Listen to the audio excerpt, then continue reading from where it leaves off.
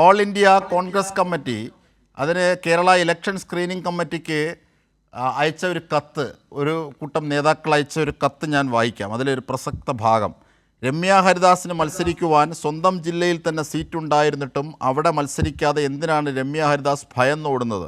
ചിറയൻകീഴ് നിയമസഭാ മണ്ഡലത്തിൽ നായർ, ഈഴവ, മുസ്ലിം, ക്രൈസ്തവ, പട്ടികജാതിയിൽപ്പെട്ട പുലയ, തണ്ടാൻ, വണ്ണാർ, വരവർ, ചേരമർ തുടങ്ങിയ സമുദായത്തിൽപ്പെട്ടവരാണ് ഭൂരിപക്ഷം വോട്ടർമാരും. രമ്യ ഹരിദാസ് ഈ പറയുന്ന സമുദായങ്ങളിൽ വോട്ട് സ്വാധീനിക്കുവാനുള്ള എന്ത് മാജിക്കാണ് കാട്ടുവാൻ പോകുന്നത്? അവർ ആഞ്ഞടിക്കുകയാണ്. അപ്പോൾ കെ സുധാകരനിൽ മാത്രം ഒതുങ്ങുന്നതല്ല, താങ്കൾ അത് ഉയർത്തി രക്ഷപ്പെടാൻ ദീപ്തി മേരി വർഗീസ്, ഒപ്പം അടൂർ പ്രകാശും കെ സുധാകരനും അടക്കമുള്ളവർ, അടക്കം കൊടിക്കുന്നിൽ സുരേഷും അടക്കം 5 എംപിമാർ ആഗ്രഹവുമായി രംഗത്ത് വരുന്നു. രമ്യ ഹരിദാസിനെ പ്രതിഷ്ഠിക്കാനുള്ള നീക്കങ്ങൾക്കെതിരെ ഇപ്പോൾ പറഞ്ഞ ഈ പരാതി, ഈ ജാതി തിരിച്ച് തന്നെയാണ് അവർ പരാതി പറയുന്നത്. അപ്പോൾ അങ്ങനെയുള്ള പരാതികൾക്കൊടുവിൽ നമുക്ക് ഈ വാക്കുകൾ കൂടി കേട്ടതിന് ശേഷം താങ്കളിലേക്ക് ഞാൻ തിരിച്ചെത്താം.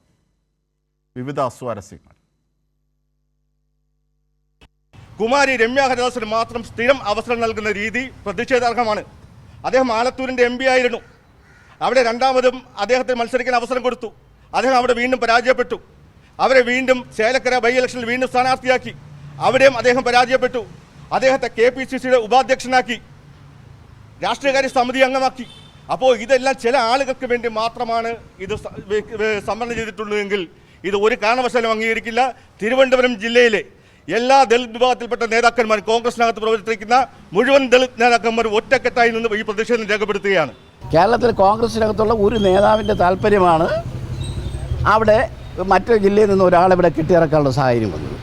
വോട്ടിൻ നിലവാരത്തിന് ഞങ്ങൾ ആ പ്രതിഷേധം ആ പെട്ടി കൂടെ ഞങ്ങൾ കാണിക്കുകയുള്ളൂ, അല്ലാതെ പരസ്യം ഞങ്ങൾ. ഫോർവേഡ് ബ്ലോക്കിന് ചാത്തന്നൂർ കൊടുക്കുമ്പോൾ സംഭവിക്കാനുള്ളത്, തോറ്റ് തുന്നമ്പാടി നിൽക്കുന്ന, ജീവിതത്തിൽ ജയിക്കാൻ ഒരു സാധ്യതയും ഇല്ലാത്ത BJPയെ ജയിപ്പിച്ചെടുക്കാൻ വേണ്ടിയാണ് കോൺഗ്രസ് ഇവിടെ പണിയെടുക്കുന്നത്.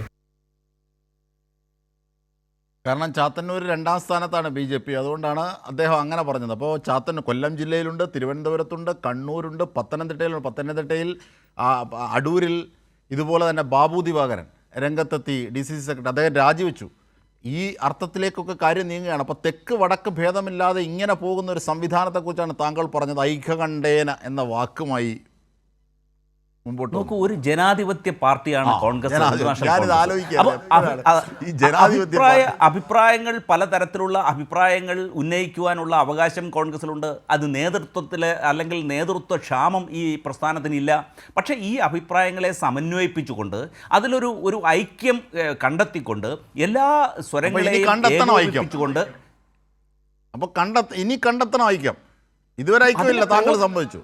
നോക്കൂ, അതിനൊരു പ്രോസസ്സുണ്ട്. ഇത് ഒരു വ്യക്തിയല്ല ഇത് നിയന്ത്രിക്കുന്നത്, ഇതൊരു കൂട്ടായ നേതൃത്വമാണ് ഈ പ്രസ്ഥാനത്തിനുള്ളതെന്ന് അങ്ങ് മനസ്സിലാക്കണം. ആ പ്രസ്ഥാനം എല്ലാ വിധത്തിലുള്ള എല്ലാ വിഭാഗത്തിലുംപ്പെട്ട ആളുകളുടെ അഭിപ്രായങ്ങൾ ശേഖരിക്കുകയും അതിൽ വിജയസാധ്യത നോക്കും. സ്വയം സ്ഥാനാർത്ഥിത്വം പ്രഖ്യാപിക്കരുതെന്ന് ആദ്യമേ തന്നെ നേതൃത്വം അണികളോട് പറഞ്ഞിട്ടുണ്ട്. പക്ഷേ അഭിപ്രായം പറയാനുള്ള സ്വാതന്ത്ര്യം വിഷ്ണുനാഥ്, ഈ കെ സുധാകരൻ, അടൂർ പ്രകാശ് ഇവരൊക്കെ ലംഘിച്ചു. മുതിർന്ന നേതാക്കളാണ്.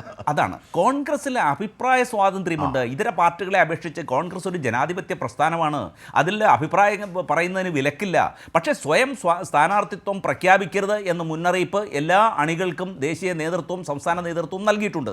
ഇവിടെ അന്തിമമായി ഹൈക്കമാൻഡ് ഈ പട്ടിക പ്രഖ്യാപിക്കുന്നതുവരെ ആരൊക്കെ മത്സരിക്കും എന്നുള്ളത് നമുക്കറിയാൻ കഴിയില്ല. അത് ഒരുപാട് മാനദണ്ഡങ്ങൾ നോക്കിയിട്ടാണ് ഒരു മണ്ഡലത്തിലേക്ക് സ്ഥാനാർത്ഥിയെ നിശ്ചയിക്കുന്നത്. അവരുടെ വിജയസാധ്യത നോക്കും, സാമുദായിക സമവാക്യങ്ങൾ നോക്കും. അതൊക്കെ പരിഗണിച്ചിട്ട് വിജയസാധ്യതയുടെ അടിസ്ഥാനത്തിലാണ് അന്തിമമായി ഹൈക്കമാൻഡ് ഒരു പട്ടിക പ്രസിദ്ധീകരിക്കുന്നത്, പുറത്തു വിടുന്നത്.